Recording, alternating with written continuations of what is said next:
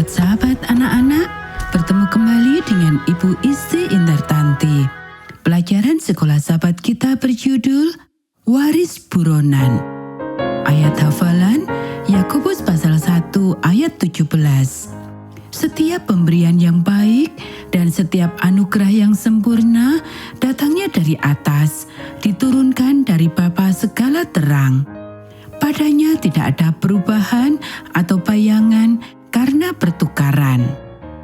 Poin penting pelajaran kita mencerminkan kasih Allah ketika kita memperlakukan semua orang dengan baik. Kapankah kamu mengalami seseorang memberikan kebaikan kepadamu meskipun kamu tidak layak menerimanya? Dalam kisah Alkitab berikut ini, seseorang mencurahkan kasih karunia kepada seseorang yang mengira ia tidak layak menerimanya. Kisah ini membantu kita memahami apa yang diperlukan untuk membangun hubungan yang positif dengan orang lain. Suatu hari, Raja Daud sedang berpikir. Ia teringat akan sahabatnya Yonatan yang telah gugur dalam peperangan. Maka sang raja mulai bertanya, "Masih adakah orang yang tinggal dari keluarga Saul? Maka aku akan menunjukkan kasihku kepadanya oleh karena Yonatan." 2 Samuel pasal 9 ayat 1. Tetapi mengapa Raja Daud ingin berbuat baik kepada cucu Raja Saul? Pada zaman Raja Daud, jika seorang raja naik tahta kerajaan menggantikan raja yang lain, maka sudah menjadi kebiasaan untuk membunuh semua anggota keluarga raja yang pertama, agar raja yang kedua tidak perlu khawatir dengan posisi barunya. Namun, para pegawai Daud menaati perintah raja dan pergi mencari seorang yang bernama Siba, yang dulunya adalah salah satu pegawai Raja Saul. Siba tiba di istana, dan Daud bertanya kepadanya, "Tidak adakah lagi orang yang tinggal dari keluarga Saul? Aku hendak menunjukkan kepadanya kasih yang dari Allah." Siba memberitahu Daud bahwa salah satu anak Yonatan masih hidup. Namanya adalah Mephiboset. Dan ia menderita cacat. Sekarang dia adalah seorang pemuda yang hidup dengan tenang dalam persembunyiannya di rumah seorang kaya yang telah melindunginya.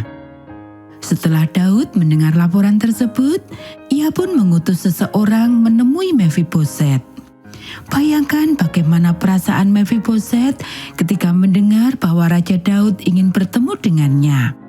Dia pasti telah mendengar cerita tentang betapa hebatnya persahabatan ayahnya Yonatan dan Raja Daud. Dia berusia 5 tahun ketika ayahnya meninggal. Sejak saat itu, ia telah menerima laporan-laporan palsu dari musuh-musuh Daud. Seiring berjalannya waktu, Mephiboset membangun prasangka buruk terhadap Raja Daud. Maka ia pun melapor ke istana dengan rasa takut di dalam hatinya. Ketika Mephiboset tiba di istana, ia sujud menyembah di hadapan Daud. Kata-kata raja membuatnya tercengang. Kemudian berkatalah Daud kepadanya, "Janganlah takut, sebab aku pasti akan menunjukkan kasihku kepadamu oleh karena Yonatan ayahmu. Aku akan mengembalikan kepadamu segala ladang Saul nenekmu, dan engkau akan tetap makan sehidangan dengan aku." Pikirkanlah, 1 menit Mephiboset tidak punya apa-apa. Di menit berikutnya, ia menjadi kaya raya. Dalam sekejap, dia menjadi pemilik banyak tanah dan tamu istimewa di meja raja. Daud mengembalikan kepadanya harta benda pribadi Raja Saul.